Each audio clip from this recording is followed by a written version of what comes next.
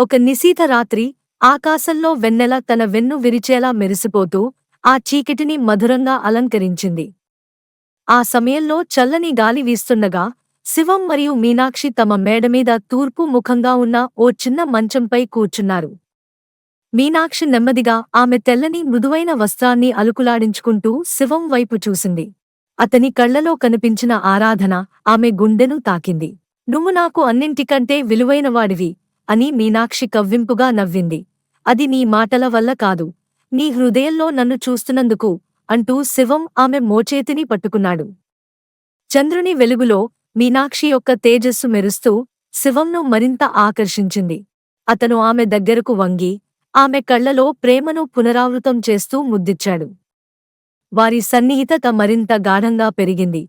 ప్రేమతో పాటు పుణ్యమైన భావనలు కూడా చల్లగా వ్యాపించాయి. అప్పుడు ఆ రాత్రి వారికి మాత్రమే ప్రత్యేకంగా ఉండిపోయింది.